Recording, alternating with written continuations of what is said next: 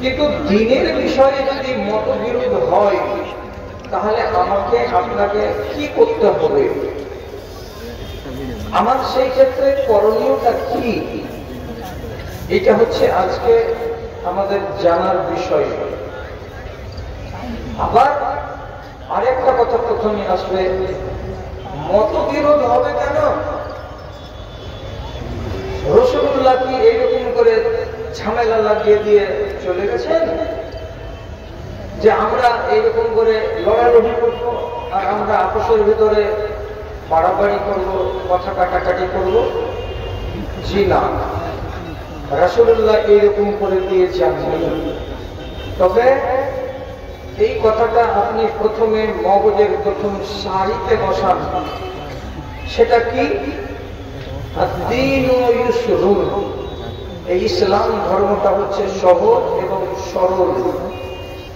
এই ইসলামকে রব্বুল আলামিনের নবী আমাদের সামনে অতি সহজ অতি সরল করে রেখে দিয়ে গেছেন।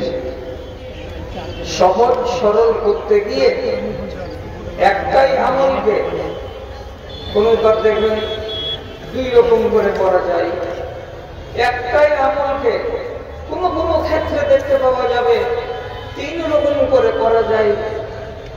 তো আপনি তখন চোখ রাঙিয়ে বলবেন, এটা কি ঠিক হলো? ঠিক হলো, আমার লাভের জন্যই এটা করা হয়েছে, তাহলে আমার দ্বারাই যেন ইসলামটাকে মেনে চলা সম্ভব হয়। রাসূলুল্লাহ ঝগড়া লাগিয়ে বিবাদ লাগিয়ে দিয়ে চলে গেছেন আর আমরা মারামারি করবো, এটা কথা নয়। তাহলে হচ্ছে কেন? হচ্ছে সাহাবীদের যুগে হয়েছে এবং নবী করিম সাল্লাল্লাহু আলাইহি ওয়াসাল্লামের জীবদ্দশাতে হয়েছে, তাবেঈনদের যুগে হয়েছে। আর এই ধারা চলেই আসছে আর 1450 বছর অতিক্রান্ত হয়ে এই যুগেও চলছে। এ ধারা বন্ধ হবে না। কেন? ঘটনা নতুন নতুন ঘটছে এবং এই নতুন নতুন ঘটনাকে যখন মানুষ ঘটিয়ে দিচ্ছে তখন মশলা জানার প্রয়োজন পড়ছে। আর মশলাকে জানতে গিয়ে মূল হাদিস আর কোরআনের দিকে নজর নিয়ে গিয়ে তার উপরে ভিত্তি করে রায় দান করতে হচ্ছে। ওর ভিত্তিতে রায় দান করতে গিয়ে আমার দৃষ্টিভঙ্গি এক, আপনার দৃষ্টিভঙ্গি আর এক। তখন আপনি বলছেন আপনার দৃষ্টিভঙ্গিতে, আমি বলছি আমার দৃষ্টিভঙ্গিতে, তখন মশলাটা দুই রকমের হয়ে যায়। এগুলো তো বড় মশলা না, এগুলো তো ছোট মশলা। আর এগুলো যে হবে এটাকে রাসূলুল্লাহর হাদিস থেকেই প্রমাণ করার আগে কোরআন মাজিদ থেকে আপনাকে বলছি, আল্লাহ রাব্বুল আলামিন সূরা হুদের 118 নম্বর আয়াতে বলছেন, কি বলেছেন?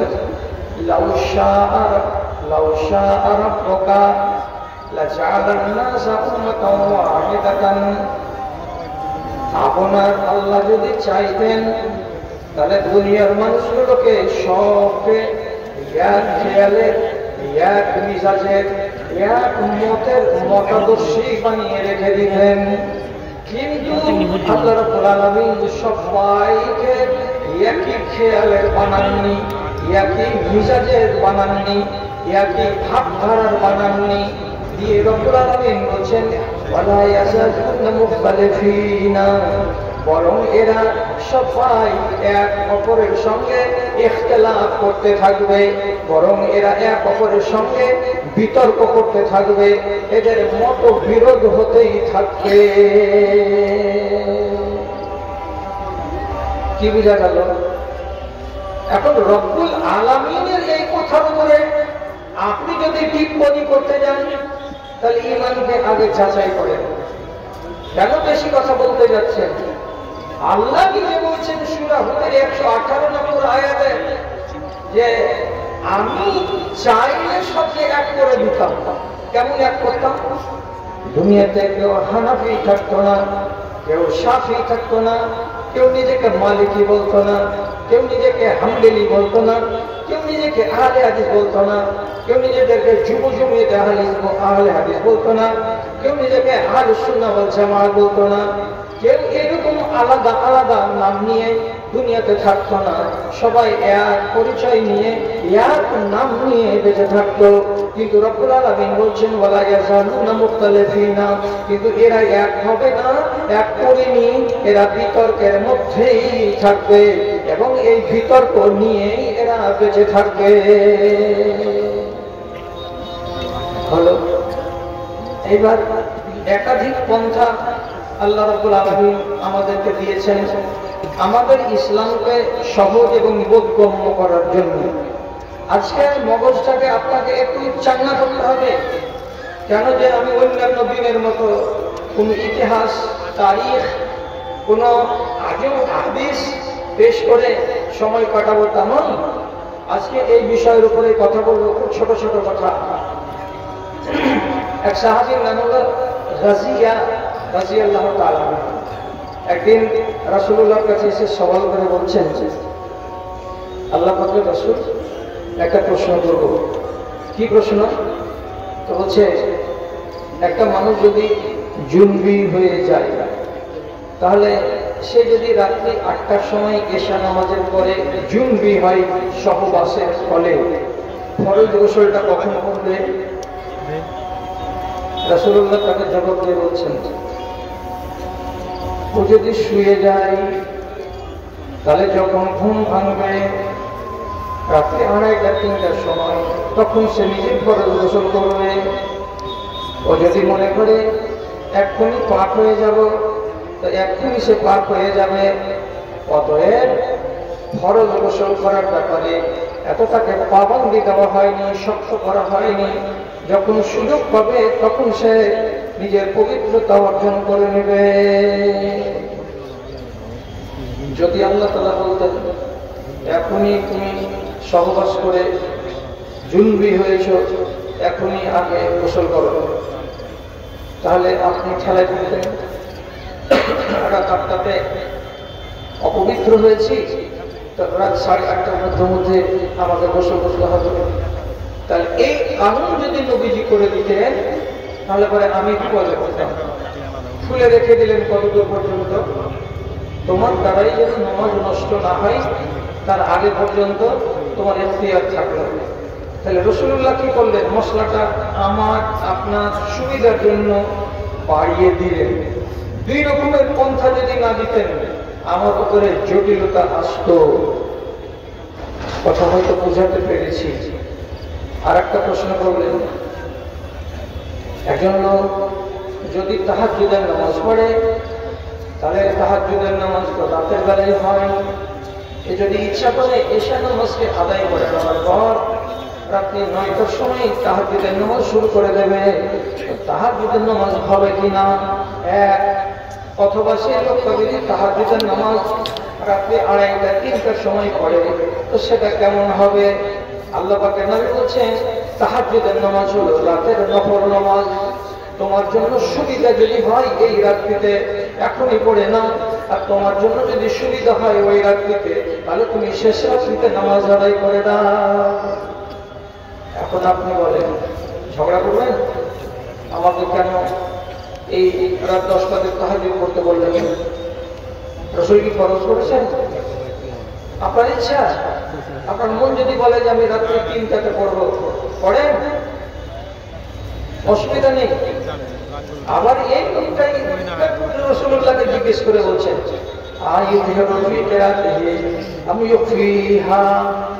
আল্লাহ রাসূল, আমি যদি তাহাজ্জুদের নামাজে দাঁড়াই, যতগুলো সূরা আমাকে বলতে হবে, আমি সূরাগুলো জোরে জোরে বলবো না আস্তে আস্তে বলবো? আমাকে কেরাতটা জোরে করতে হবে না ধীরে ধীরে করতে হবে? নবী করিম সাল্লাল্লাহু আলাইহি ওয়াসাল্লাম বলেন, তোমাকে যদি ভালো লাগে জোরে জোরে কেরাত করা, তো জোরে জোরে কেরাত করো, আর তোমাকে যদি আস্তে আস্তে কেরাত করা ভালো লাগে, তো আস্তে আস্তে কেরাত করো এবং তাহাজ্জুদের নামাজ আদায় করো। মুসলিম শরীফের হাদিসটা দিয়ে কি বোঝাতে চাইলাম? নিয়মটা কটা করা আছে? 2টা। কেন আল্লাহ তাআলা নবী কাজ করলেন? আমার সুবিধার জন্য। কেন যে দিন ইসলাম হলো সহজ সরল, একে নিয়ে বেশি বাড়াবাড়ি করতে যেও না। বাড়াবাড়ি করতে গেলে গলাতে তোমার কি হবে, রশি লেগে যাবে, পেঁচিয়ে যাবে, তুমি বিপদে পড়ে যাবে।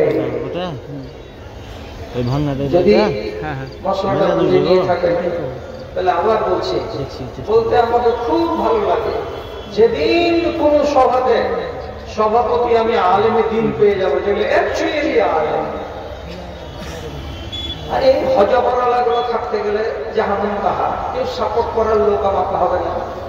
মরনা আকমাল গ্রামের একটা রত্ন, আর এখান থেকে আমার বড় ভাই, এনাকে তো আপনারা সবাই চেনেন। এদের সামনে হাদিসগুলোকে যে আমি উল্লেখ করছি, একটা যদি গানে বানে হয় ইনারা কি আমাকে বসিবেন না, ছেড়ে কথা বলবেন না। সহি হাদিসে আছে, আপনি যদি ওযু করেন একবার পানি নিলেন, নিয়ে হাত দুটো এমনি করে তুলেন, বাস। আরেকবার পানি নিলেন, নেওয়ার পরে মুখটাকে দিয়ে দিলেন, বাস। আরেকবার পানি নিলেন ডান হাত, আরেকবার পানি নিলেন বাম হাত। একবার করে পানি নিয়ে আপনি ওযু করে নিলেন। দুই একটা লোক কথা বলে, ভালো লাগবে কথা বললে।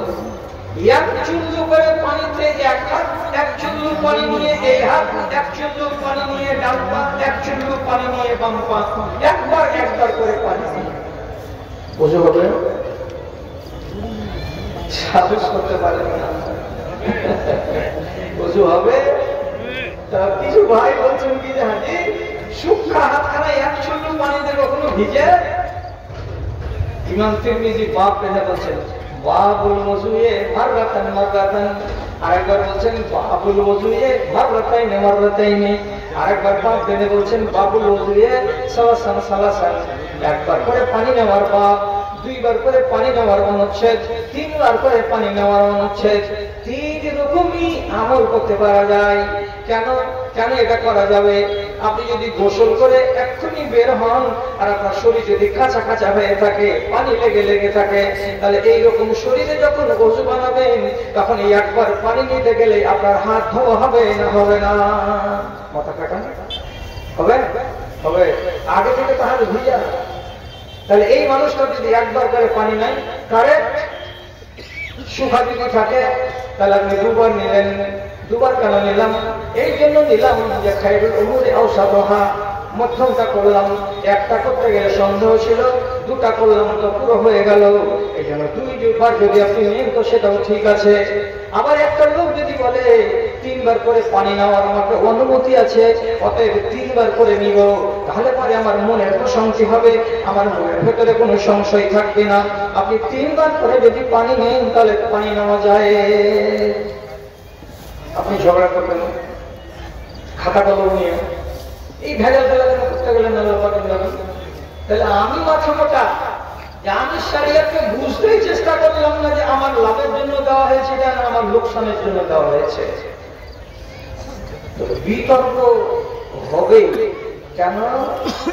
আমার চিন্তা দিয়ে যখন আমি একটা জিনিসকে বুঝবো তখন আমার মতো হবে।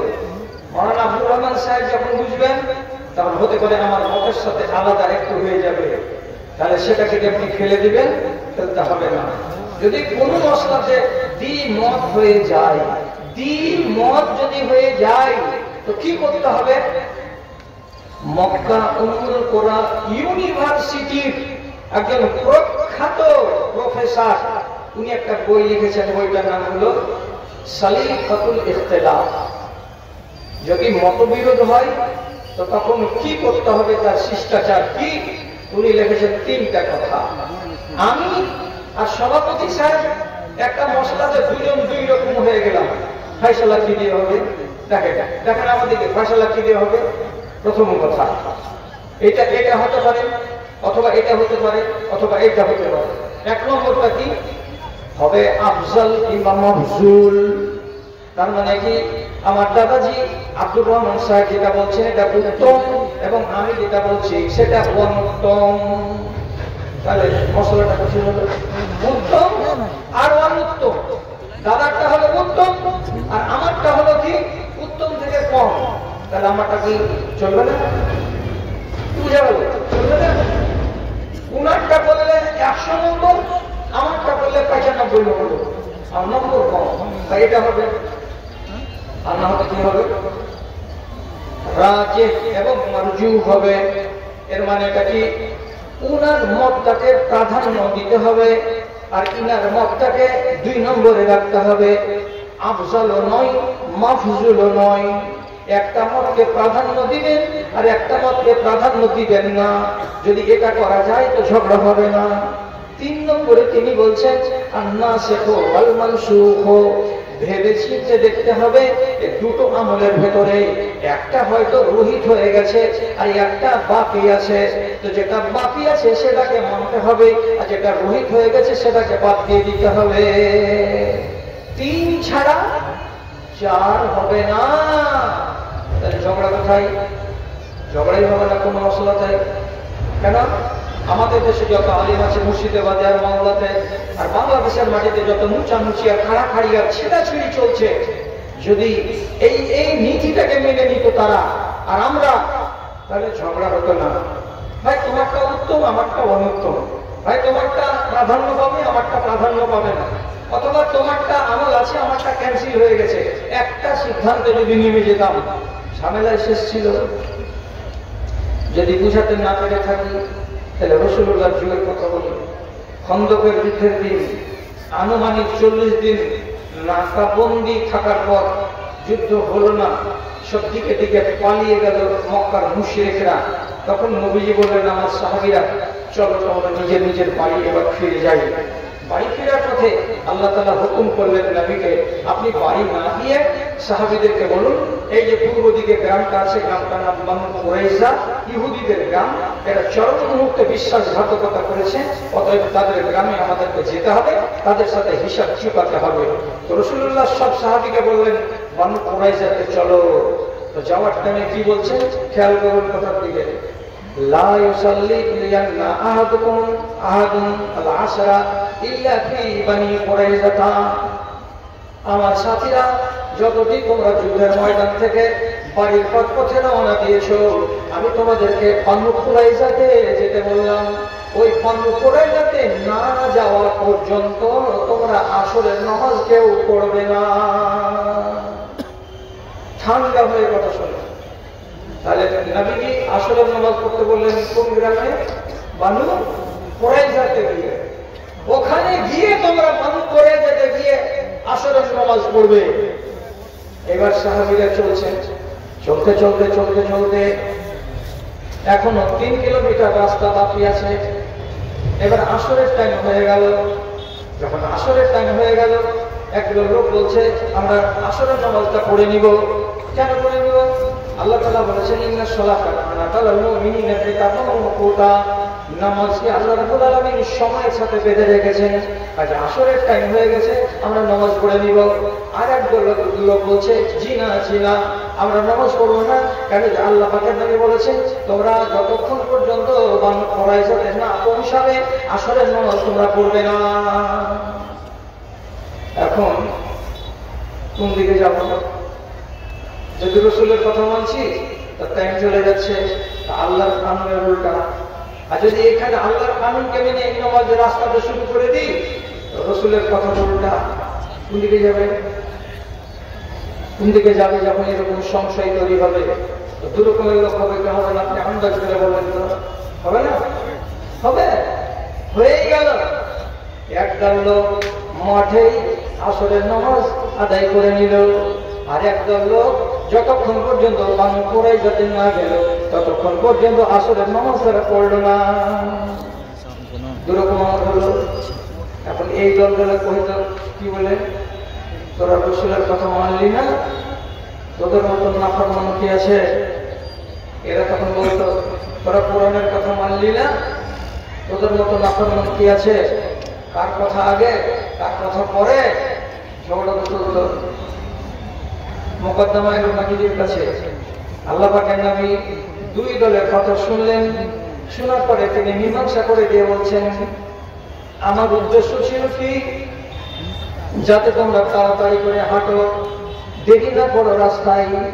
আইডিয়া করে দিয়েছিলাম বানু কুরাইজাতে পৌঁছিবে আর আসরের টাইম হয়ে যাবে। আমার উদ্দেশ্য বলার ছিল কি যে তোমরা তাড়াতাড়ি করে যাও। আমার উদ্দেশ্য এটা ছিল না যে তোমরা রাস্তাতে যদি নামাজের টাইম হয়েই যায় তো নামাজ পড়িও না। তো তোমরা ইজতিহাদ করেছো, মাথা খাটিয়েছো, নিজের গবেষণা করার পরে ফয়সালা করেছো। তোমরা একটা ফয়সালা নিয়েছো, আল্লাহর মত অনুযায়ী রাস্তাতে নামাজ পড়ে নিয়েছো। আর তোমরা একটা ফয়সালা করেছো নিজের বিবেক অনুযায়ী, রাসূলুল্লাহ বলেছেন বলে ওইখানে নামাজ পড়েছো। তোমরা দুই দল ঠিক করেছো। হ্যালো, তাহলে রসুলের জীবদ্দশাতে সাহাবায়ে কেরাম কোন মশলা নিয়ে বিতর্ক করেছেন, এ কথাটা প্রমাণ কি দেখতে পাচ্ছেন না? কিন্তু তারা তো তারপরে মাজা ঘোষা করেনি। আর কথাই কথায় খালি 19,794 নম্বর হাদিস, এ কথাটা লেখা আছে, ইয়া জীবনে করতে পাওয়া যাবে না। 5791 নম্বর হাদিস, এটা কথা লেখা আছে, এরকম করতে পাওয়া যাবে না। কিন্তু নম্বর বলে বেড়া নিয়ে আল্লাহ পাকের রাসূল যেটা করতে গেলেন, দু দলকে শান্ত করে দিয়ে বলছেন তোমার আমারটা ঠিক আছে, এর আমারটাও ঠিক আছে। তাহলে এরা নিজেরা এক অপরকে আর মালামত করতে যায়নি। এই তোরা খারাপ, আমরা বেশি ভালো, এই তোরা খারাপ, আমরা ভালো, এসব গুলো ঝামেলা জানা যাবে কেন? এটা তো একটা ক্ষুদ্র মশলা। যদি আপনার মন একটা তাসাল্লি না হয় তাহলে আপনাকে আবার বলছি কথাটা খেয়াল করবেন। বোর্ড লে লড়াই করতে হবে। সাহাবায়ে কেরাম একটা কমিটির লোক এসে পায়ে পায়ে করছে। কি হচ্ছে? আওয়াজ হয় না? কি হচ্ছে ভাই? আচ্ছা, হ্যাঁ, আরেকটা কথা আপনাকে বলছি যে এটা তো মানুষের নেচার, বুঝে তফাৎ হতে গেলে বিতর্ক হবে। রাসূল কারীম ইন্তেকাল করলেন, লোক যাচ্ছে দেখছে, বাইরে চলে আসছে, তো সবাই বলছে ভাই আল্লাহ পাক আপনাকে বিদায় হয়ে গেলেন, অর্থাৎ ইন্তেকাল করে গেলেন। এ বলছে ইন্তেকাল করে গেলেন, ও বলছে ইন্তেকাল করে গেলেন। তো যাকে আল্লাহ পাকের নবী নিজে বলেছেন মুহাদ্দিস উম্মতি উম্মাত, প্রত্যেক উম্মতের ভেতরে আল্লাহ রাব্বুল আলামিন একটা জ্ঞানী, বুদ্ধিমান, বিবেকবান মানুষ দিয়েছেন। আমার উম্মতের ভেতরে সবচেয়ে বিবেকবান, বুদ্ধিমান মানুষ সেটাকে হযরত উমর। উমরের চিন্তা অনুযায়ী আল্লাহ তাআলা কোরআন মাজিদে তিনটা আয়াত নাযিল করেছেন। জমিনে ভাবছে উমর, আর আয়াত তৈরি হচ্ছে কোথায়? তো আসমানে। তাহলে উমরের বিদ্যা কত বড়, উমরের ইলম কত বেশি ছিল আন্দাজ করেন তো। সেই লোকটা রাসূলুল্লাহর ইন্তেকালের খবর যখন শুনেছে লোকের মুখে, সারা করে তরবারিকে টেনে দিয়ে বলছে মান কালা আন্না মুহাম্মাদান কাদ মাত ইউক্তালু বিসাইফি, যে বলবে নবী মুহাম্মদ মারা গেছেন সাল্লাল্লাহু আলাইহি সাল্লাম, সেই মানুষটার গর্দনকে উড়িয়ে দেওয়া যাবে, আমি ওকে বাঁচিয়ে রাখবো না। নবীজি মরেননি, নবীজি ইন্তেকাল করেননি, খবরদার নবীজি মারা গেছেন বলবে না। আজও উমরের তরবারির দিকে দেখে সব লালসালু হয়ে বলছে রাসূলুল্লাহ মারা গেছেন না, যে লক করে থাক, দেখা যাচ্ছে কি হবে। আবু বকর এলেন, এসে তারপরে নবীজির মুখের উপর থেকে চাদরটাকে হটালেন, দিয়ে আফসোস করে বলছেন ওয়া নবিয়া, হায় আমাদের নবী, আপনি ছেড়ে চলে গেছেন। সুম্মা আকাব্বা ওয়ালা ওয়াজহি ওয়া কাব্বালা, তারপরে তিনি মুখটাকে নিচু করে নবীকে কপালটা চুমু দিলেন। এটা 3 বার করলেন, 3টা কথা বলে। তারপরে বাইরে এসে লোকেরা তাকিয়ে আছে, কি বলে আবু বকর, কি বলে আবু বকর। আবু বকর কানে শুনে নিয়েছেন যে একদল লোক বলছে উমরের কথা শুনে নবীজি ইন্তেকাল করেননি। আবু বকর আপনি কি বলছেন, রাসূলুল্লাহ ইন্তেকাল করেছেন না করেন নাই? উমর তাকাইছে, দেখি তুমি কি বলছো। আরে একটা মানুষ দুনিয়া ছেড়ে চলে গেছে, তার ব্যাপারে ইখতিলাফ করছে কারা? তো সাহাবারা। তাহলে আবু বকর বলছেন সবারই সামনে, সবারই সামনে কি বলছেন, মান কানা ইয়াবুদু মুহাম্মাদান ফাইন্না মুহাম্মাদান কাদ মাত ওয়া মান কানা ইয়াবুদুল্লাহা ফাইন্নাল্লাহা হাইয়্যুন লা ইয়ামুত। ও মানুষেরা, তোমরা এতদিন ধরে যারা যারা যারা যারা নবী মুহাম্মাদের ইবাদত করেছো, বুঝবেন কথা, নবী মুহাম্মাদের ইবাদত করেছো, তারাকে বলছি নবী মুহাম্মদ মারা গেছেন। আর যারা যারা আল্লাহর রাব্বুল আলামিনের ইবাদত করেছো, নবী মুহাম্মাদের ইবাদত করনি, তাকে নবী বলে মেনেছো। সেই নবী মুহাম্মদ মারা গেছেন এবং আল্লাহ রাব্বুল আলামিন বলছেন তুমিও মারা যাবে, আর আগেকার পয়গম্বররা সবাই মারা গেছে। হযরত উমর কাউরিলার মানুষের মতো, আর ওর সাথে সাথে আরো 10-20 জন এক পদ করে আবু বকরের কাছে আগিয়ে যে মিঠা ভাষাতে জিজ্ঞেস করে বলছে আহাযিহি আয়াতুন মিন আয়াতিল্লাহ ইয়া আবু বকর, আবু বকর এটা কি কোরআনের আয়াত পড়লে নাকি তুমি? বলছে হ্যাঁ, এটা আমি কোরআনের আয়াত পড়লাম। আল্লাহ রাব্বুল আলামিন বলছেন তোমরা মরে যাবে এবং নবীজি মারা গেছেন। তখন দুঃখে দুঃখে কান্না করতে লাগলেন হযরত উমর। আর মতবিরোধ থাকলো না, তরবারিকে সামনে মিয়ানের ভেতরে ঢুকিয়ে দিলেন। আর আল্লাহ পাকের নবী আসলেই ইন্তেকাল করে গেছেন। এবার ফের তর্ক। কি তর্ক? রাসূলুল্লাহর কবর কোথায় হবে? একজন লোক এসে বলছে ফাইনাহু ইফানমা আসহাবিহি, আল্লাহ পাকের নবীর অন্যান্য সাথীরা বাকি কবরস্থানে আছে, নবীকেও তার সাথীদের পাশে রাখতে হবে।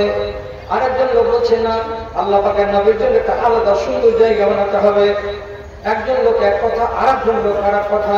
যখন বিতর্ক হতে শুরু করলো তখন হযরত আবু বকর সিদ্দিক বলছেন ওরে আমার সাথীরা সাহাবীরা তোমরা শোনো, আমি নবীর মুখ থেকে শুনেছি ফাইনাল আম্বিয়া ইউদফানুনা ফি মাকানিন ইউকবাযু ফিহি রূহুহু, আমি নবীর মুখে শুনেছি আম্বিয়া কিরামকে ওই জায়গাতেই দাফন করতে হয় যেই জায়গাতে তার রূহ কবজ হয়।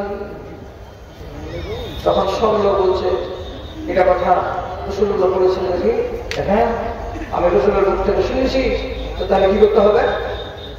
বাকিতে কবর করতে হবে না, বাইরে কোনো জায়গায় কবর করতে হবে না, এই ঘরের ভেতরে কবর করতে হবে।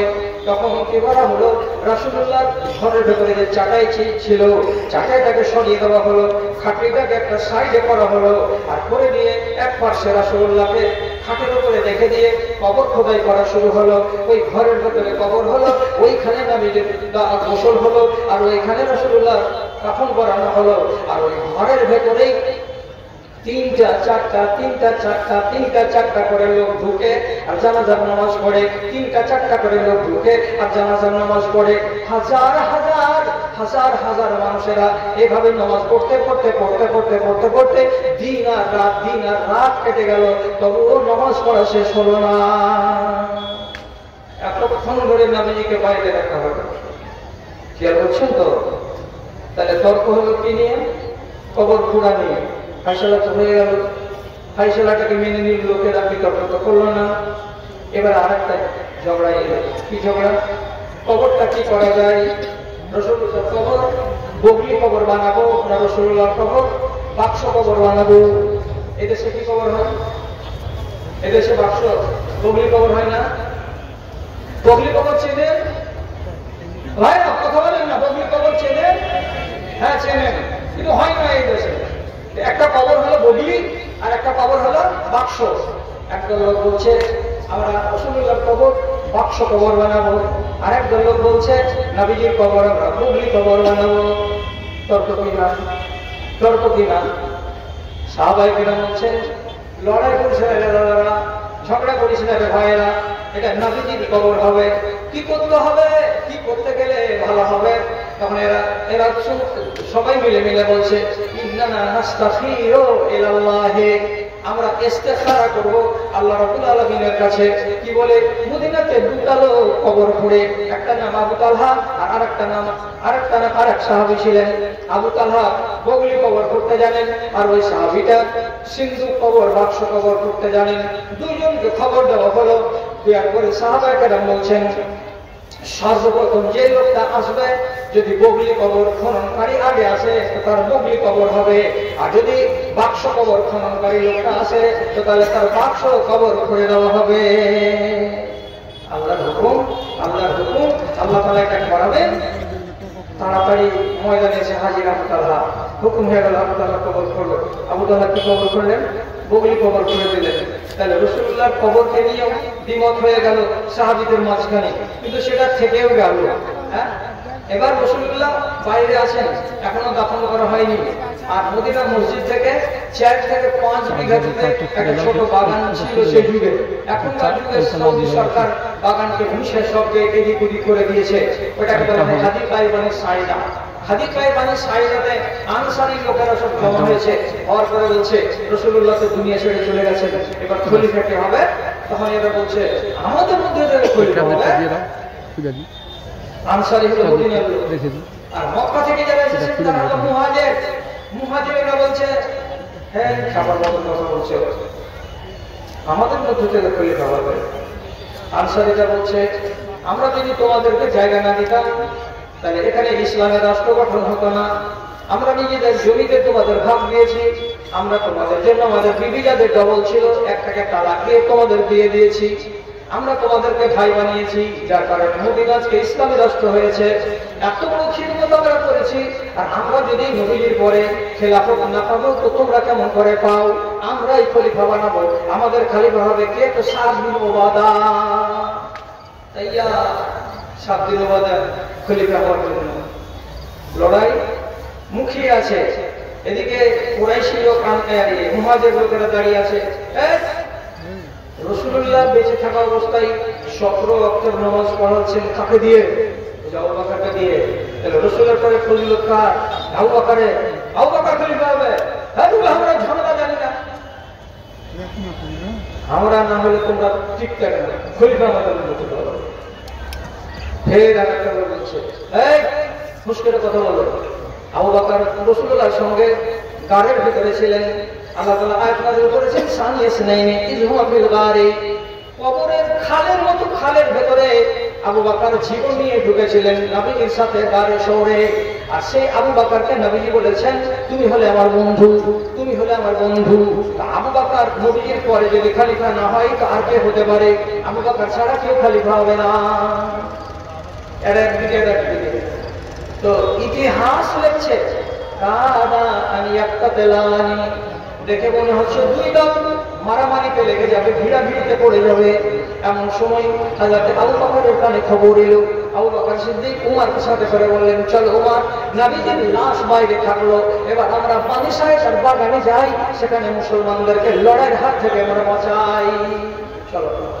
যে কথা হতে লাগলো, কথা হতে শেষ বেলায় 2 নম্বর প্রস্তাব এলো।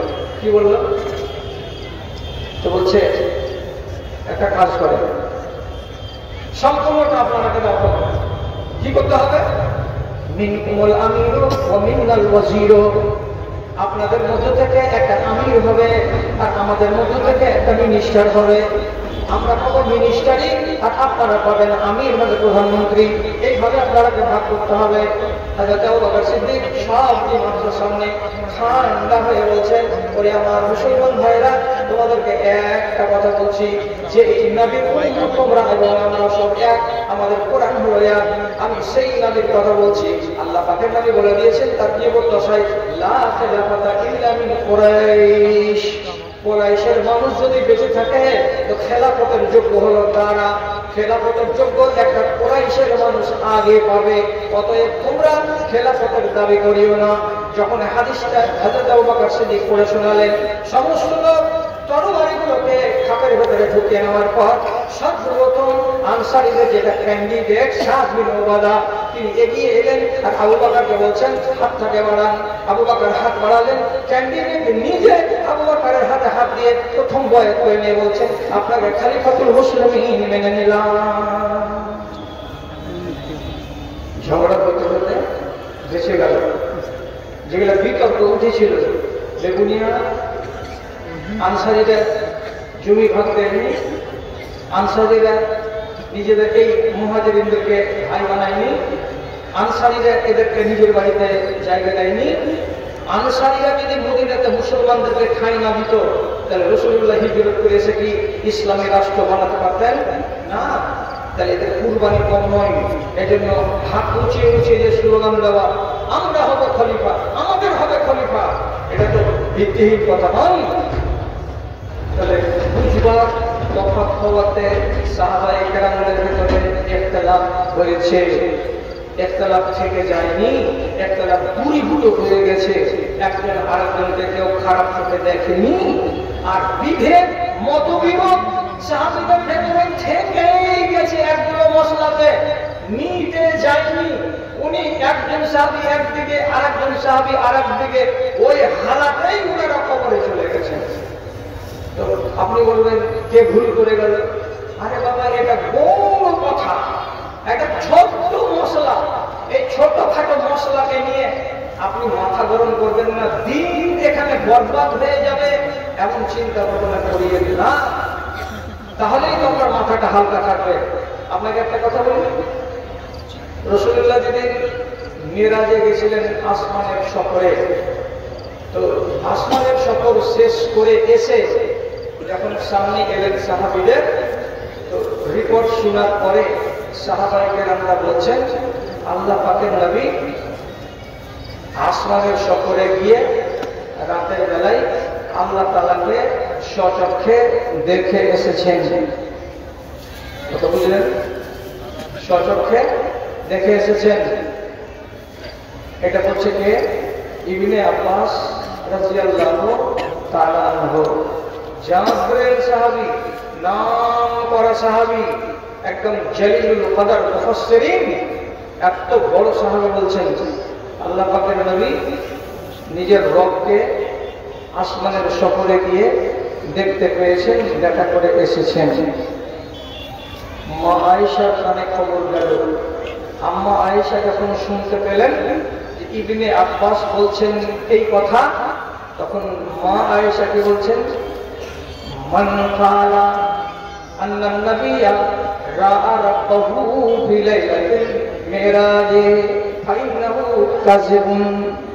যে ব্যক্তি বলবে আল্লাহর নবী নিজের রবকে স্বচক্ষে দেখতে পেয়েছে, এই কথাটা যারা যারা বলবে তারা মিথ্যাবাদী, সে সত্য কথা বলে না। ইবনে আব্বাসের মতো এত বড় সাহাবী, তার কথা কি বলছেন যে সে মিথ্যা, এই ঝুঠা কথা বলছে, সত্য কথা বলে না। এখন আজকে যদি আপনি বলেন যে ওদের দুজনের ভেতরে কি মীমাংসা হয়েছে, জি না। উনি বলতে থেকেছেন যে রবকে দেখেছেন, ইনি বলতে থেকেছেন যে জি না, আল্লাহ তাআলাকে উনি স্বচক্ষে দেখেননি। দুজন দুই মতের উপরে দাঁড়িয়ে থেকেছেন। সাহাবায়ে কেরাম এটাকে নিয়ে আর ঘোলঘাট করতে যাননি। কেন জাননি? যদি দেখে থাকেন তো তাতে কি লাভ আছে, যদি না দেখে থাকেন তো তাতে ক্ষতি কি আছে? মশলাটাকে নিয়ে যদি ঘোলঘাট করা যায় তাহলে আমাদের ভেতরে রেস বেড়ে যাবে, এবং এটা কোনো দিনের অংশ নয়, এটা ধর্মের অংশ নয়। থাক, যে যেটা হালাতে আছে সে সে হালাতে থেকে যাবে, থেকেই গেল ওই হালাতে। আচ্ছা, এবার আমি আর একটা কথা বলি। সেটা কথা কি? হযরত ইবনে উমর রাদিয়াল্লাহু তাআলা বলছেন, মেয়ে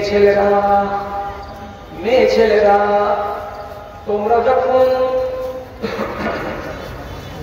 রাতের বেলায় ফরজ গোসল করবে, তখন তোমাদেরকে তোমাদের চুলের বেণীটা খুলে দিতে হবে। চুলের বেণীটাকে কিংবা চুলের গুচ্ছাটাকে, খোপাটাকে খুলে দিতে হবে। আর খুলে দিয়ে সব জায়গাতে তোমাদেরকে পানি পৌঁছানোর ব্যবস্থা করতে হবে। কে বলছেন? ইবনে উমর রাদিয়াল্লাহু তাআলা আনহু, ইনি এক নাম করা সাহাবী। আম্মা আয়েশার কানে খবর গেল। আম্মা আয়েশা যখন শুনলেন, শোনার পরে তিনি সাহাবীদেরকে ডেকে বলছেন, ফালিয়ামুরহু আন ইউহাল্লিকাল মারাত রাসাহান্না।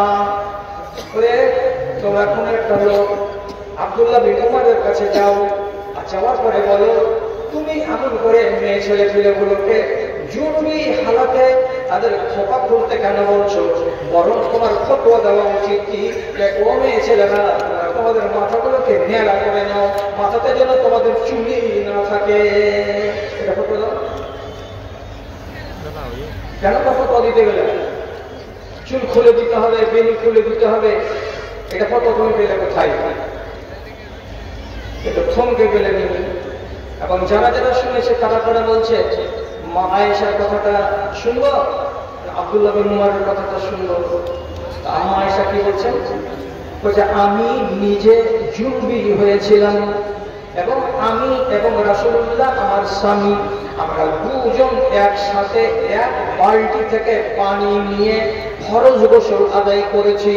কিন্তু আমি কেমন করে গোসল করেছি? হাতে করে তালুতে পানি নিয়েছি আর নেওয়ার পরে চুলের গোড়াতে ঢেলে দিয়ে এমন ভাবে ঢেলেছি যাতে চুলের ভিতর ভিতর ভিতর ভিতর চামড়াগুলো ভিজে যায় আর চুলগুলো যেন শুকা থেকে যায়। কেন যে মেয়ে ছেলের চুল যদি রাতের বেলায় ভিজে যায় শুকাতে বড্ড কষ্ট হবে। তার জন্য আমি নিজে কি করেছি, পানি এমন করে ঢেলেছি যে চুলগুলো যেন শুকা থেকে যায়, চুলগুলো যেন না ভিজে। আর এইটা করে আমি জুনবি গোসল করেছি, ফরজ গোসল করেছি, তাতে আমার স্বামী আমাকে নিষেধ করেন নাই। তাহলে এটার উপরে তুমি কেন এমন ফতোয়া দিতে গেলে যে তোমরা চুলের ঝুড়িটাকে খুলে দাও? বিতর্ক হয় না? এরকম বিতর্কগুলো কি একটা দুটা তিনটা চারটা হয়েছে? একটা দুটা তিনটা চারটা নয়। এমন মশলা আছে শুনে তাজ্জব করবেন না।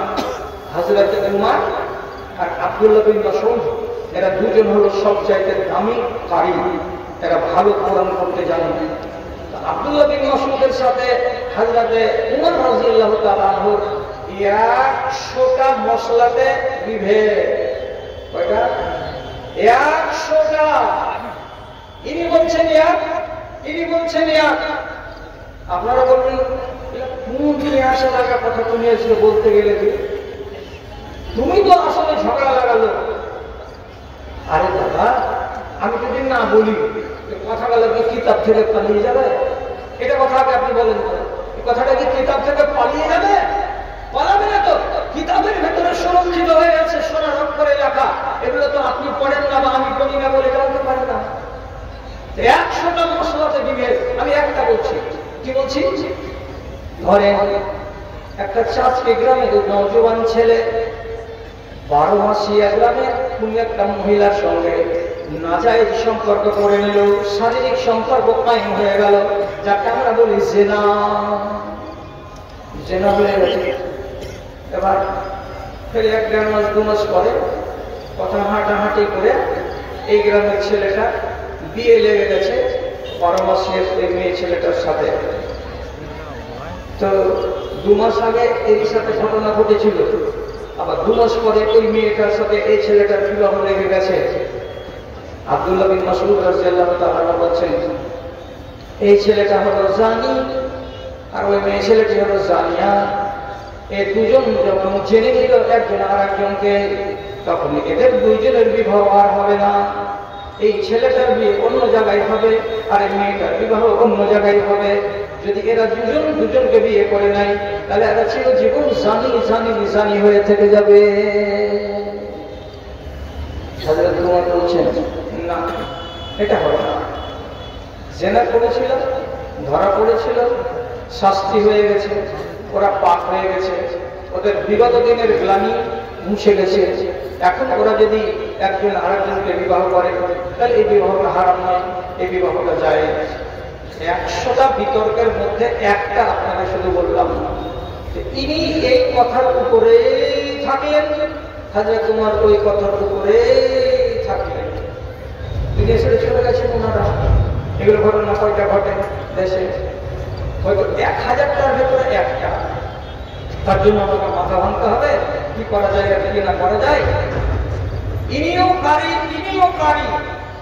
একটা লোক মসজিদে নববীতে কোরআন তেলাওয়াত করছে, হযরত উমর ওর কাছে গিয়ে এমন রাগান্বিত হয়েছেন যে বলছেন পাগলের মতো কোরআন পড়ছে, কোরআন পড়ার ঢং হয় না, কে তোমাকে কোরআন শিখিয়েছে এগুলো? তখন লোকটা ঠান্ডা মাথা বলছে আমি এই কিরাতটা ইবনে মাসউদের কাছে শিখেছি এবং তার শিখিয়ে দেওয়ার নিয়ম অনুযায়ী তেলাওয়াত করছি। যখন এই কথাটা বলা তখন হযরত উমর রাদিয়াল্লাহু তাআলা লোকটাকে টানতে টানতে টানতে টানতে নবী মুহাম্মদ সাল্লাল্লাহু আলাইহি সাল্লামের মসজিদ পর্যন্ত নিয়ে চলে গেলেন। আসার পরে বলছেন হে আল্লাহ পাকের নবী, এই লোকটা এইরকম করে কোরআন পড়ছিল, বলেন তো এটা কোরআন পড়াটা ঠিক হয়েছে না ঠিক হয় নাই? তো হযরত উমর এটা জানেন না আব্দুল্লাহ বিন উমর যেভাবে পড়ে দিয়েছেন এটাও ঠিক, এটা জানা নাই, বেঁধে গেছেন, রেগে গেছেন, এটা কোরআন পড়া ভুল, এই বলে মাতামাতি যখন হলো রাসূলুল্লাহ সুন্নাত পড়ে ফায়সালা দিচ্ছেন। তো কোরআন যে 7 রকম করে পড়া যায়, কোরআন কয় রকম করে বললাম? 7 রকম করে পড়া যায়। এখন যদি আমি চাচ্ছি গ্রামে মাগরিবের টাইমে ইমামতি করতে পাই, আর তারপরে আমি যদি একটা কেরাত করি, কেরাতটা করে শোনাচ্ছি আপনাকে, খেয়াল করবেন। ওয়াজহে ওয়াল্লাইলি ইযা সাজে মা ওয়াদাআকা রাব্বুকা ওয়া মা ক্বালে ওয়ালাল আখিরাতু খায়রুল লাকা মিনাল উলা। সবখানে শেষে যে এইরকম করছি, তা আপনি তো বলবেন কোন জায়গার ভালো লাগে ইমামতি দিয়েছে যে ওয়াজহা, আপনি বলছেন ওয়াজহে। আচ্ছা, আর একটা হচ্ছে ইহদিনাস সিরাতাল মুস্তাকিম সিরাতাল লাযিনা আন'আমতা আলাইহিম গায়রিল মাগদুবি আলাইহিম ওয়ালাদ-দাল্লিন। সিরাতকে কি বললাম? সিরাতা। তাহলে কিরাত কত রকমের আছে, আপনি কটা জানেন, আমি কটা জানি না। রাসূলুল্লাহ যখন শুনলেন যে এদের দুজনের তর্ক হয়ে গেছে, খালি মারামারিটা বাদ হয়ে গেছে, তখন আল্লাহ পাক নিয়ে বলছেন, উমর থেমে যাও, বেশি কথা আল্লাহ বলিও না। কেন? নবীজি বলছেন উনজিলাল কোরআন আলা সাবআতি আহরুফিন।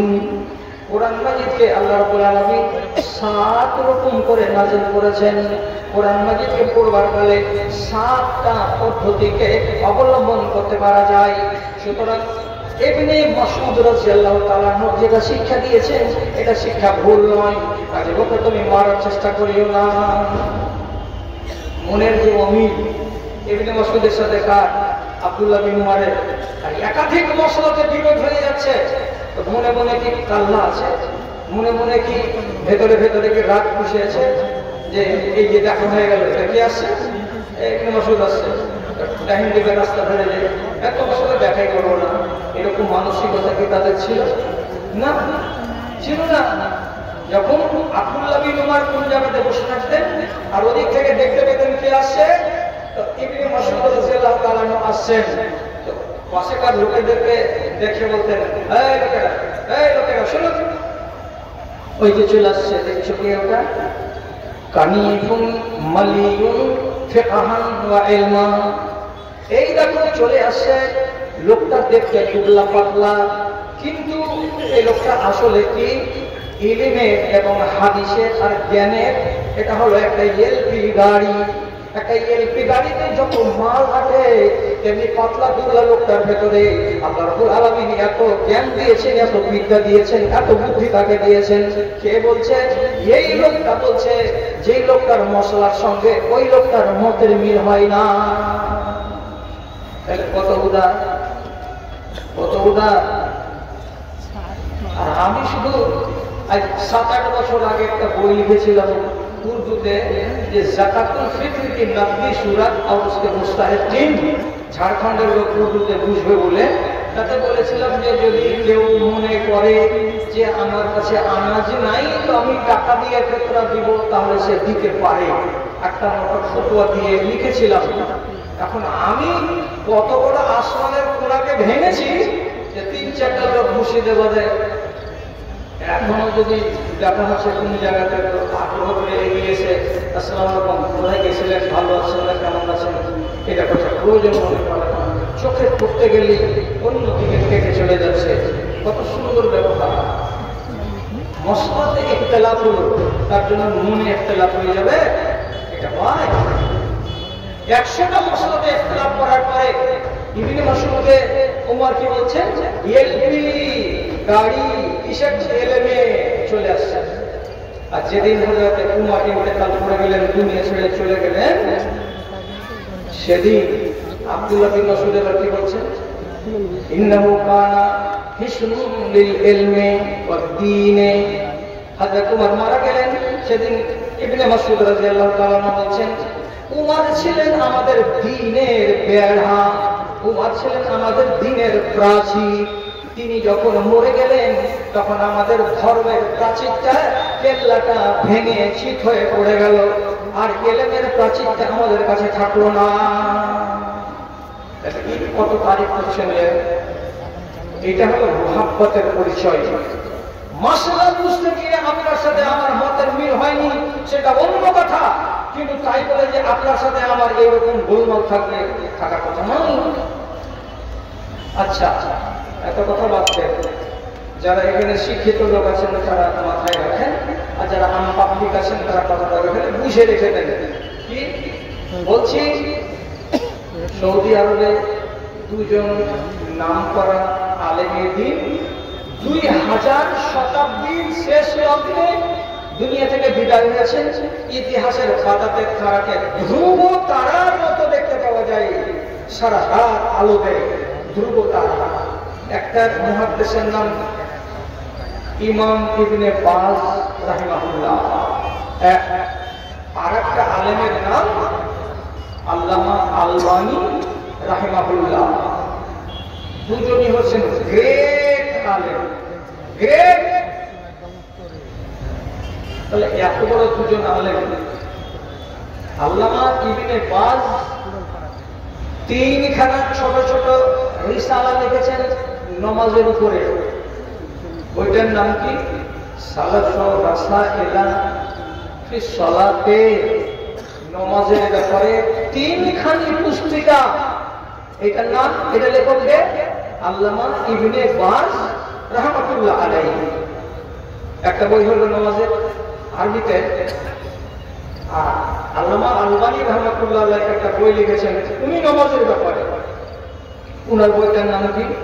সিফাতু সালাতিন নবী, নবীজির নামাজের পদ্ধতি। তাহলে এই একবার এলেমে একটা বই লিখলেন, উনি একটা বই লিখলেন। দুজনই সৌদি আরবের আলেম, দুজনের বইকে আপনি তো ভাই আনপাবলিক, আপনার তো এগুলো করার নয়, শুধু শোনা। যারা আলেম আছেন এখানে বসে তারাকে বলছি, 2খানা বইকে বাজার থেকে নিয়ে এসে বাড়িতে বসুন আর লাল কালি নিয়ে বসুন, আঁক দিয়ে দিয়ে চিহ্নিত করুন। 40টা মশলা পাওয়া যাবে, 40টা মশলা এমন পাওয়া যাবে যে ইমাম আলবানী রাহমাতুল্লাহ আলাইহি আল্লামা বাজ রাহমাতুল্লাহ আলাইহির সঙ্গে বিরোধ করেছেন। উনি ইনার মশলাগুলোকে মানেননি। আল্লামা ইবনে বাজের 40টা মশলাতে বিতর্ক করে দিয়েছেন। কে? আল্লামা আলবানী। দেয়ার পরে বলেছেন এটা ঠিক নয়, এটা ঠিক। দুটাই পাহাড় এলেমে। এখন আপনি যদি শিষ্টাচার দেখতে চান যে বিতর্ক হতে গেলে কি করতে হয়, এখানেই দেখতে হবে আপনাকে শিষ্টাচার। কিরকম বিতর্ক হলো? বিতর্ক বুঝাবার জন্য বলছি, আপনি যখন 2 সিজদা দিয়ে উঠবেন, উঠবার কালে আপনি উঠবেন কিরকম করে? ভেবে চিন্তে বলেন, কেমন করে উঠলেন? হাতগুলোকে এইভাবে প্রসারিত করে দিয়ে জমিনে দিয়ে উঠলেন, এভাবে আমরা ইমাম ইবনে বাজের বইয়ে লেখা আছে হাতগুলোকে এইভাবে রেখে দিয়ে আপনাকে উঠতে হবে। আবার আল্লামা আলবানী রাহমাতুল্লাহ আলাইহি বলছেন কি, এটাকে হাত প্রসারিত করে উঠতে হবে না, কি করতে হবে? হাদিসুল আজিম, মেয়ে ছেলে ফিরে যখন আটাকে দুধে আটাকে সানে, আটা সানবার কালে হাতখানাকে এইরকম করে না, তো বলছে 2খানা হাতকে আপনার এইরকম মুঠ বাঁধতে হবে, যেন কি আপনি আটা সানলেন বলে স্থির করেছেন। তো উঠবার কালে মুঠ বেঁধে দিয়ে আঙুলগুলোর উপরে ভর দিয়ে আপনাকে সোজা হয়ে দাঁড়াতে হবে। একটা হলো।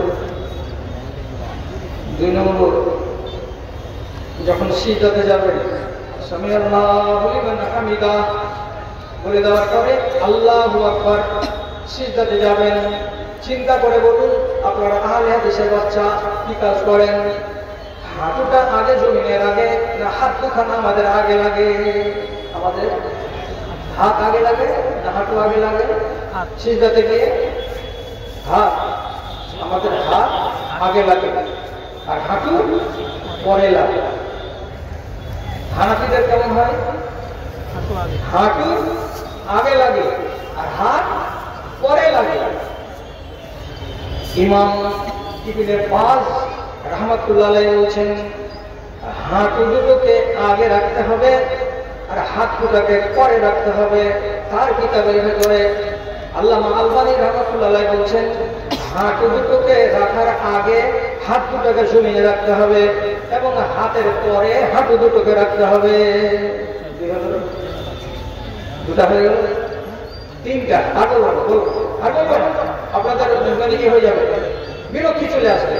আরেকটা বলে দিয়ে ছাড়ি, রুকু থেকে যখন উঠবেন সামি আল্লাহু লিমান হামিদাহ এগুলো দিয়ে হাত দুখানকে আমরা কি করি, সোজা করে ছেড়ে দিই, দিয়ে দোয়া করি রব্বানা ওয়ালাকাল হামদ হামদান কাসীরান তাইয়িবান মুবারাকান ফিহি, যে সিজদাতে চলে গেল।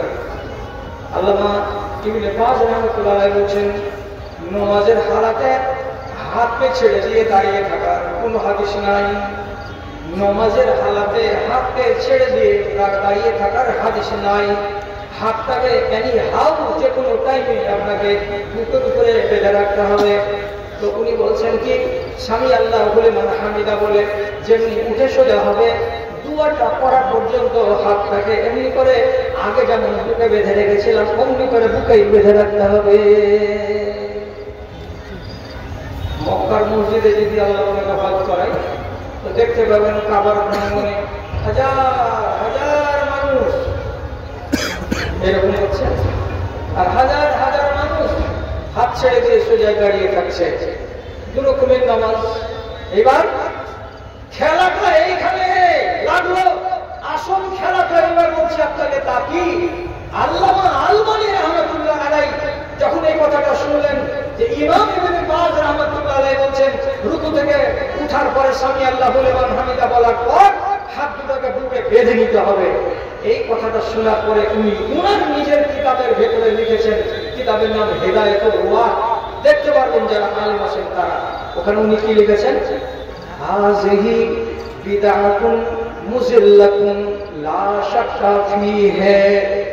রুকু থেকে সামি আল্লাহু লিমান হামিদা বলার পর এমনি করে আবার হাত দুখানাকে বুকের উপরে বেঁধে দেওয়া, এটা হলো স্পষ্ট বিদআত। শুনে দেবা এইটাকে বুকে হাত ধরে স্পষ্ট বিদআত। ইবনে বাজের কানে খবর গেল আপনি যে এটা বলছেন, এই কথাটা শোনার পরে আল্লামা আলবানী বলছেন এটা একেবারে বিদআত খুলি। তো তিনি শোনার পরে আমাদের মতো মৌলবি হলে তো দেখছে আর আমাদের চামচারা তো আরো জোরাও, কোনখানে বসবে ডাকবে আমাকে, আমরা বসতে রাজি আছি, খালি বসো খালি বসো বসো বসো বসার জন্য। আল্লামা আলবানী তো বলতেন ইমাম ইবনে বাজ তো বলতেন আলবানীকে ডেকে আনে আমার সামনে হারাম শরীফে বসি। উনি ওই কথাটা না বলে উনি কি বলছেন, লা শাক্কা আন্নাল আলবানী আলিমুন জাইয়্যিদুন ওয়া লাহু দিরায়াতুন তাম্মাতুন ফিল হাদিসে। আমি আল্লাহর কসম করে বলছি আল্লামা আলবানী একজন নাম করা আলিম এবং তাকে হাদিসের ভেতরে অত্যন্ত রব্বুল আলামিন পারদর্শী বানিয়েছেন, অধিক তাকে জ্ঞান দিয়েছেন। সুতরাং তিনি তার জ্ঞান অনুযায়ী এটাকে বিদআত বলেছেন, আমি আমার জ্ঞান অনুযায়ী এটাকে আমল বলেছি। আল্লাহ বেশি ভালো জানে।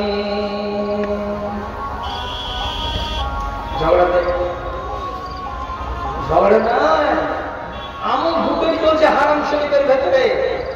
তাহলে আপনার সামনে যে এতটি কথা আমি বললাম, এই মজলিসে যারা আলেম আছেন তারাকে বলছি, একটা কিতাব লিখেছেন আল্লামা ইবনুল কাইয়্যিম রাহিমাহুল্লাহ, কিতাবটার নাম হলো ইলামুল মুওয়াক্কিঈন। দু খণ্ডে এতটা মোটা কিতাব আছে, গোটা কিতাব দুখানা শুধু সাহাবীদের আমল কার কেমন ছিল আর কার কেমন ছিল না এগুলোকে ঘিরে আলোচনা করা আছে। যদি আলেমের মতো আলেম হয় তো জ্ঞান পাবে, আর আলেমের মতো আলেম যদি না হয় তো ব্রেন বাস্ট হয়ে যেয়ে খিটকাল লাগিয়ে দেবে, পাকা কৃত্রিম হয়ে যাবে। কত কথা লিখে রেখেছেন। আবার আর একটা বইয়ের নাম করছি, যারা আলেম তারাই জানি না, বইটার নাম কি মুসান্নাফ লে আব্দুর রাজ্জাক। একটা মুহাদ্দিস ছিলেন দুনিয়াতে, তার নাম আব্দুর রাজ্জাক। তিনার একটা কিতাব আছে একখানা, এটা 6 খণ্ডে আছে, মুসান্নাফ। এই মুসান্নাফ কিতাবের ভেতরে উনি একটা নয়, দুটা নয়, চারটা নয়, হাজারে হাজার আমল বর্ণনা করে রেখেছেন। অমুক সাহাবী এই কাজ করতেন, এই সাহাবী করতেন না, অমুক সাহাবী এই কাজ করতেন, অমুক সাহাবীরা করতেন না। এই করে করে করে করে যত সাহাবীদের কাজ আছে সব তাতে বর্ণনা করা আছে। এগুলো কি ক্ষুদ্র ক্ষুদ্র ক্ষুদ্র মশলা। আমি যদি না মানি আমার দিন যাবে না, নষ্ট হবে না। ও মেনে নিয়েছে, তার জন্য ও হলো পাকা 100% কারেক্ট ইমানদার। আর আমি মানি, তার জন্য আমি লোয়ার গ্রেডের ইমানদার, এমন কথাটা নয়। মানুষ ঝগড়া করতে করতে করতে করতে কতদূর গেল, কতদূর গেল জানেন?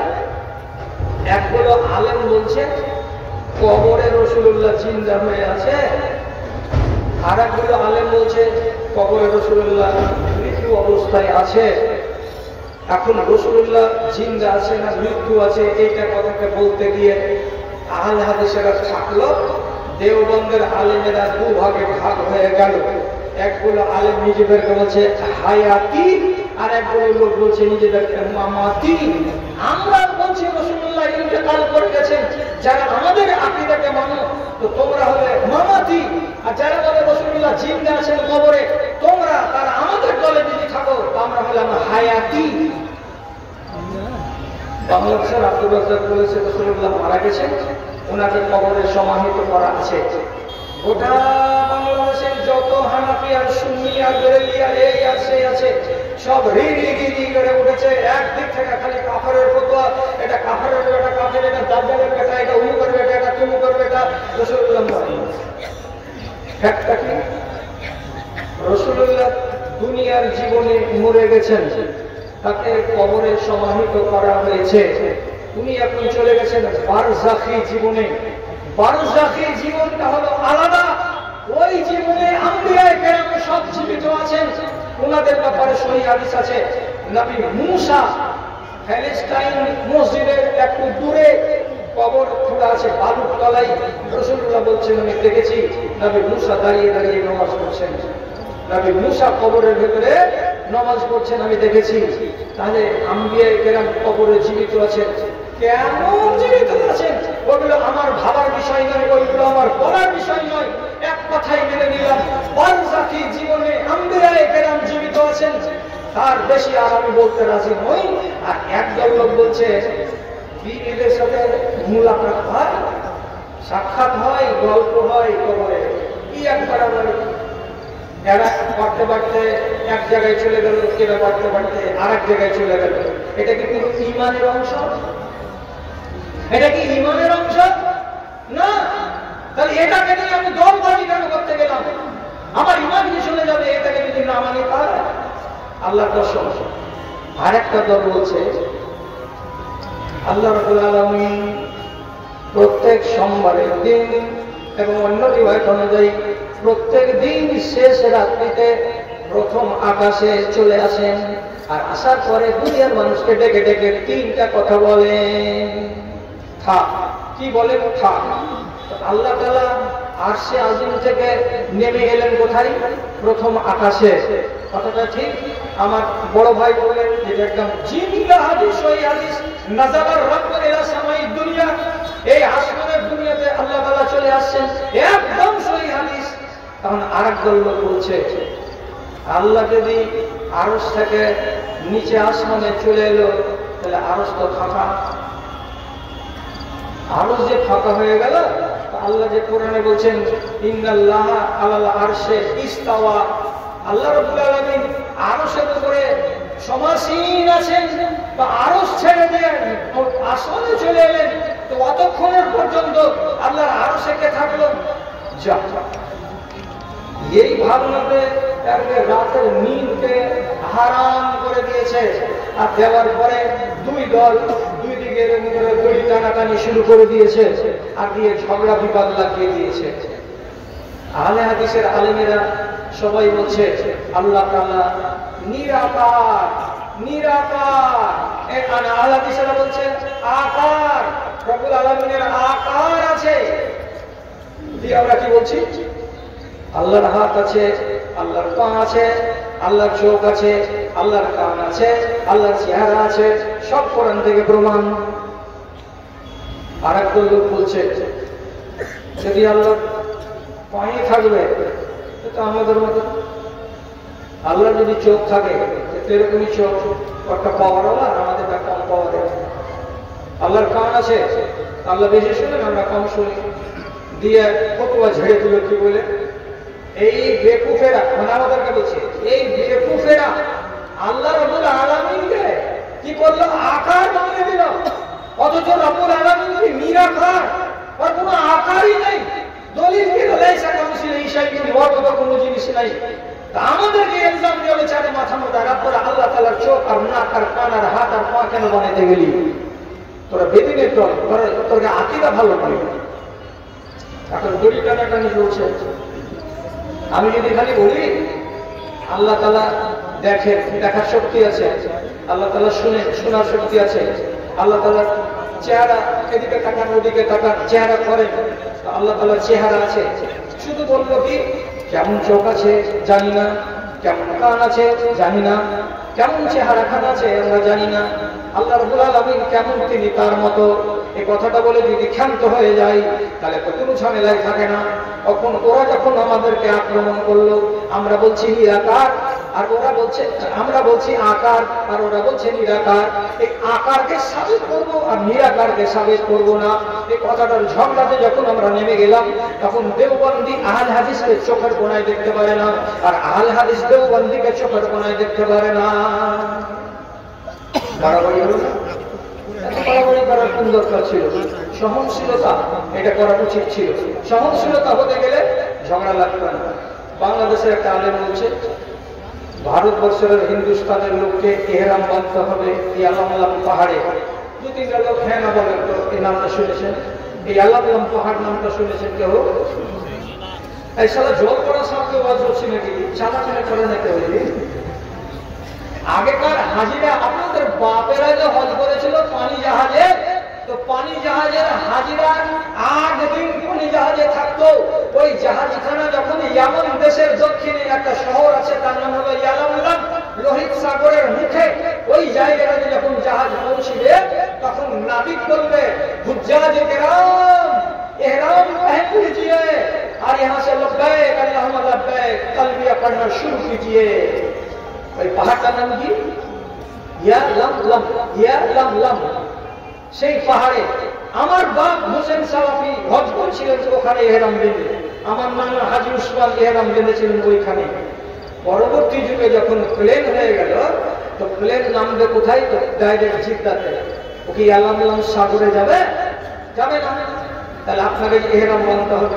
তো জাহাজের ভেতরে যে আপনি এমনি করে হাত মারবেন আর এমনি করে যে চাদর টানতে যাবে, তো জাহাজের ভেতরে যে সেবিকা বেটি ছেলেগুলো আছে ওই বেটি ছেলেরা ঘাড়ে যদি এক থাপড় পড়ে যায় তো কি হলো? দুর্গতিতে হাজির হবে। আর 450 জন হাজি যদি এখানে ইহরাম করতে শুরু করে জাহাজের ভেতরে, এটা চাঁচির বাজার হয়ে যাবে না? এই জন্য কি করা আছে? দমদম এয়ারপোর্টে যখন আপনারা জাহাজে চড়তে যাবেন তার আগে 2 রাকাত নামাজ পড়ে ইহরামটাকে করে নিয়ে একদম নিয়াত করে নেবেন। নেওয়ার পরে জাহাজে বসে যাবেন। আর জাহাজে বসে যাওয়ার পর জাহাজখানা যখন সৌদি আরবের মাটিকে টাচ করতে যাবে আকাশে আকাশে, তখন ওরাই এলাউন্স করে বলবে বন্ধুরা হাজী সাহেবেরা আমরা এখন সৌদি আরবের মাটিতে পা রেখে দিয়েছি, প্রবেশ করে গিয়েছি, আপনারা এবার দোয়া করতে শুরু করে দেন। তখন আপনি লাব্বাইক আল্লাহুম্মা লাব্বাইক বলতে শুরু করে দেবেন। এখনই আল্লাহ বাংলাদেশের মাওলানা বলছে যারা যারা এমনি করে কলকাতাতে ইহরাম বেঁধেছে ওরা কাকাতি আছে। যারা বাংলাদেশের শাহজালাল আন্তর্জাতিক বিমানবন্দরে ইহরাম বেঁধেছে তারা জালালি হাজি, একটাও হজ হয়নি। আচ্ছা বলেন, এত বাড়াবাড়ি করে কথা বলার জন্য আল্লাহ তাআলা কি নতুন জিবরিল পয়দা করেছেন যে তোমার কাছে আসছে তোমাকে রেখে কানে কানে বলে দিয়েছে যে না এদের হজ হয়নি? এত বাড়াবাড়ি কিসে? ইহরাম মানতে হবে মিকাতে, মজবুর আছি ট্রেনের কারণে, যে কোনো জায়গার যে কোনো মিকাত থেকে আমি ইহরাম কেনে নেব। আর মক্কা থেকে জিদ্দা হলো 70 কিলোমিটার। জিদ্দা আপনি যদি ওইখানে ইহরাম বাঁধেন জাহাজ থেকে নামার পরে, ওখানে তো মিকাত নাই, তো মিকাত অতিক্রম করে এসে ইহরাম করা যাবে? কোন আলিমকে জিজ্ঞেস করেন হবে? হবে না। তাহলে তার আগে যদি একটা মানুষ ইহরাম করে নেই, ক্ষতিটা কোথায়? এটার নাম হলো বাড়াবাড়ি। বাড়াবাড়ি যদি করার ইচ্ছা থাকে তাহলে মশলা জানেন, যতদিন লোক আপনারা এত সংখ্যায় আছেন, আল্লাহর কসম খেয়ে বলি, আল্লাহ পাকের নবী তার নিজের যুগে হজ করতে এসেছিলেন মহিষের উপরে সওয়ার হয়ে। ঠিক? রাসূলুল্লাহ কিসে চড়ে হজ এসেছিলেন? কিসে চড়ে? সাদাওয়াজি কিসে চড়ে এসেছিলেন মক্কা থেকে মদিনা রাসূলুল্লাহ? ঘোড়াতে না উটে? উটে চড়ে এসেছিলেন। তো যদি বেশি সুন্নাত করতে যাও তাহলে ইন্ডিয়াতে এবার উটের মার্কেট খুলতে হবে। উটের উপরে চড়ে পাকিস্তান দিয়ে, আফগানিস্তান দিয়ে, ইরানের বর্ডার দিয়ে, তারপরে দুবাই হয়ে তখন সৌদি আরবে ঢুকতে হবে। বেশি মুছুদ্দি করলে চলবে না। এটা মানে এই নয় যে রাসূলুল্লাহ উঠে তো আমাকে উঠে চড়তে হবে। রাসূলুল্লাহ যেই যুগে হজ করেছিলেন সেই যুগের কাবা একটা যেন তেন দিয়ালের ঘর, চারিদিকে এত আলিশান বিল্ডিং ছিল না, একদম বিল্ডিং ছিল না। ওই জায়গাতে মেঝেতে কুচি কুচি পাথরের উপরে রাসূলুল্লাহ তওয়াফ করেছেন।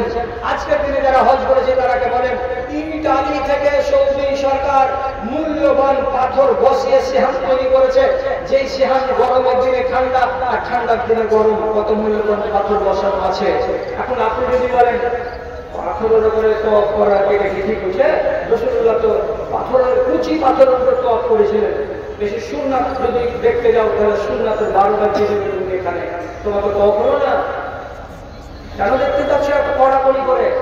আবার বলছি মাটির তলাতে তওয়াফ করছে, হ্যাঁ না না বলছে হ্যাঁ। এক কালামে যেতে তওয়াফ হচ্ছে, হ্যাঁ না না তো বলে হ্যাঁ।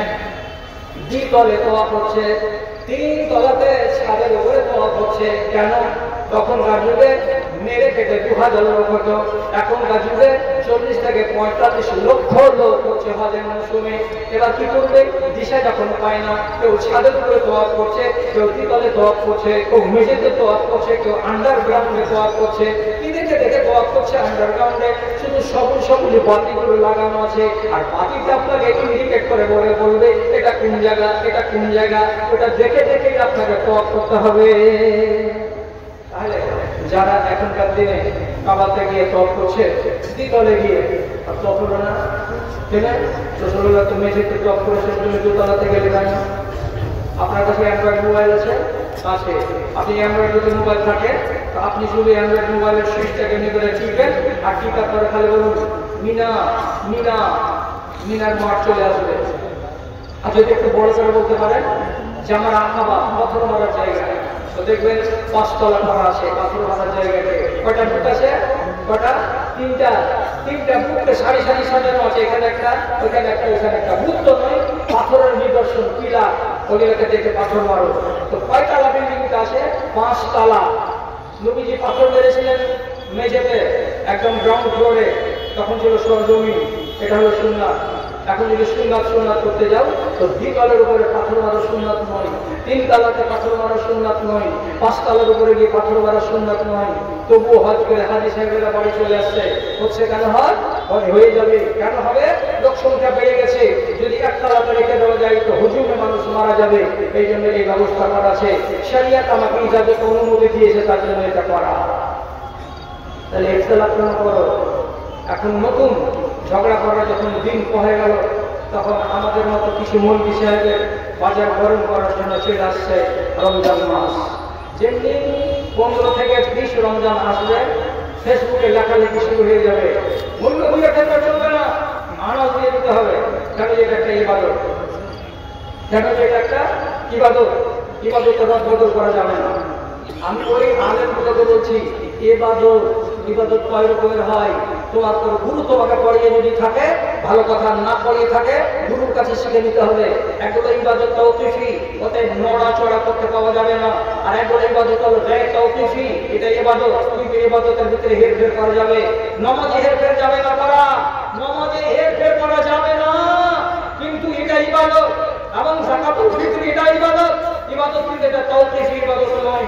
যদি ইবাদত এটা তাওকিফি হতো, তাহলে রাসূলুল্লাহর যুগে হযরত আসমা রাদিয়াল্লাহু তাআলা আনহা হাফ কেজি সোয়া কেজি করে গম দিতেন না। আবু সাঈদ বলছেন আমরা 100 দিয়েছি, আর রাসূলুল্লাহর 150 আসমা বলছেন আমি সোয়া কেজি করে গম দিয়েছি রাসূলের যুগে। তো এটা জীবনে হতো না। আবার 29 বছর পরে হযরত মুআবিয়া বলছেন সিরিয়ার যদি গম দেওয়া যায় সোয়া কেজি, তো মদিনার 2.5 কেজি খেজুর দিতে গেলে যা হবে, সোয়া কেজি গম দিতে গেলে তাই হবে। কেন ভেলু করতে গেলেন? এখানে কোনোদিন ভেলু করা যেত না। আর রাসূলুল্লাহর যুগে সায়ে ওজন করে দেওয়া নিয়ম ছিল ফিতরা। আমরা কিলোতে কেন দিচ্ছি? আরবের লোক কিলোতে দিচ্ছে, তো কিলোতে গেলাম কেন? কিলোতে দেওয়া কি জায়েজ হবে? হবে না। তো তাহলে আমি কেন জায়েজ করছি? এই জন্য জায়েজ করছি যে এগুলো ইবাদত, ইবাদত তাওকিফি নয়। ইবাদত হেরফের হচ্ছে, আর হেরফের হতে পারে।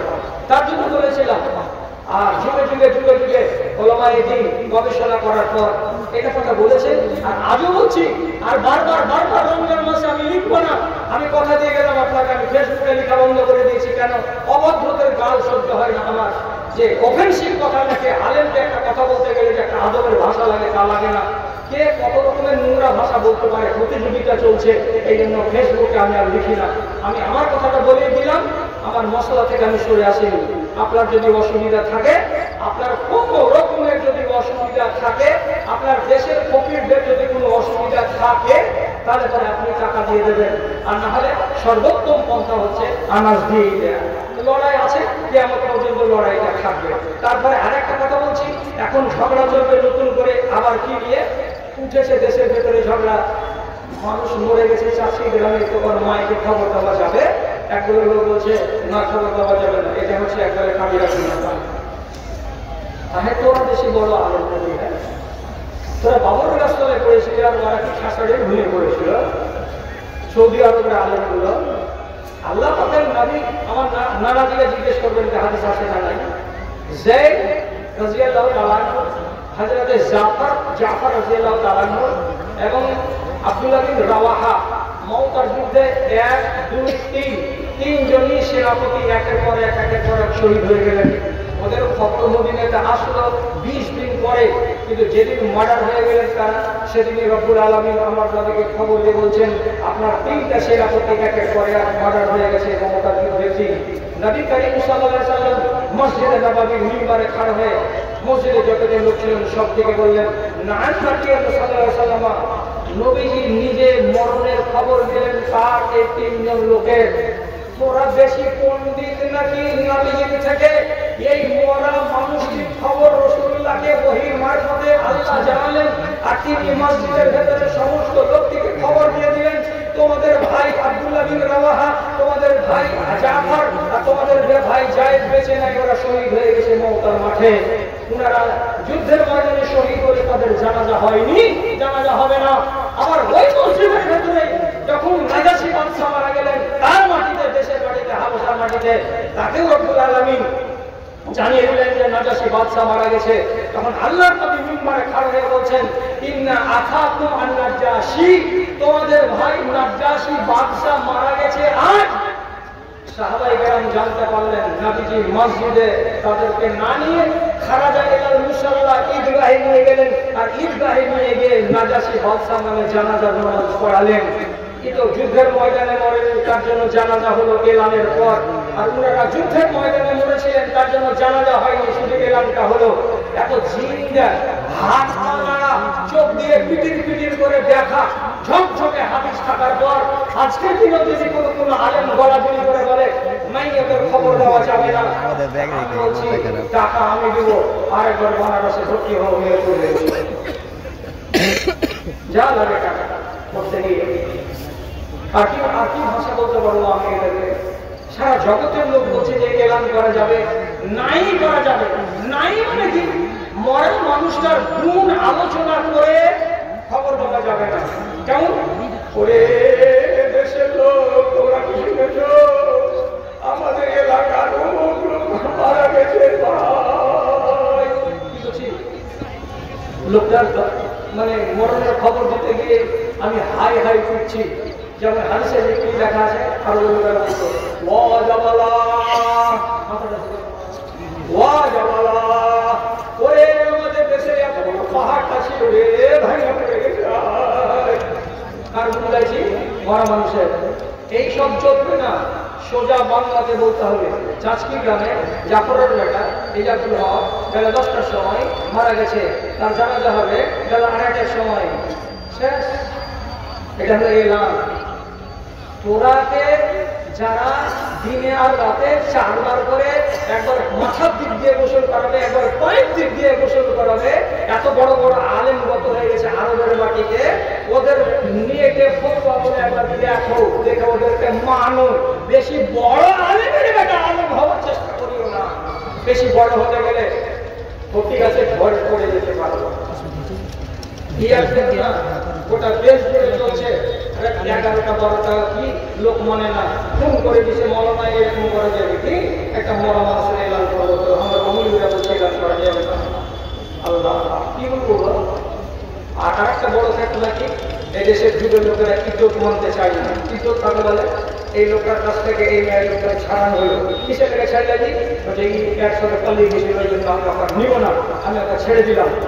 তুমি ছেড়ে খোলা নিল, তো তুমি যেতেই পারে খোলা নিয়ে নিল। খোলা যদি করো আর ইজ্জত হলে 1 মাস। এবার বেলা 4টার সময় খোলা হলো, আর মুখের উপর যে ছেলেটার সাথে পালিয়ে সবার সাথে বিয়ে করিয়ে দিল।